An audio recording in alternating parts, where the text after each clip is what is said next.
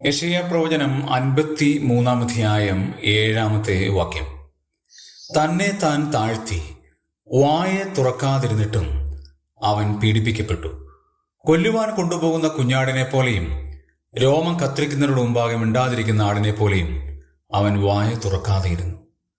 യേശുക്രിസ്തുവിന്റെ ക്രൂശീകരണം മുന്നിൽ കണ്ടുകൊണ്ട് യെശയ്യാവ് എഴുതുന്ന ഒരു പ്രവചനമാണ് യെശയ്യാവിന്റെ പുസ്തകം 53-ാമത്തെ അധ്യായം.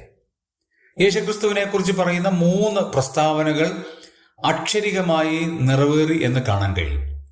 ഒന്ന്, തന്നെ താൻ താഴ്ത്തി.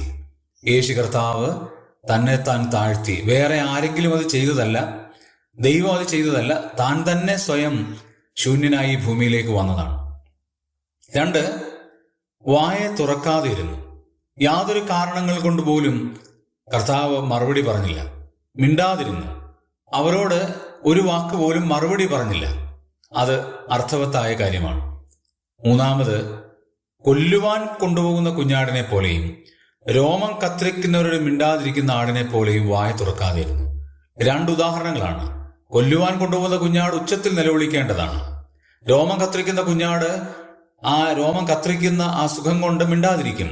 2 അർത്ഥത്തിലും കർത്താവ് എനിക്ക് നിങ്ങൾക്ക് വേണ്ടി മൗനമായിരുന്നു. ഈ കർത്താവിനെ ആത്മാർത്ഥമായി സ്നേഹിക്കാം, സേവിക്കാം, ആരാധിക്കാം.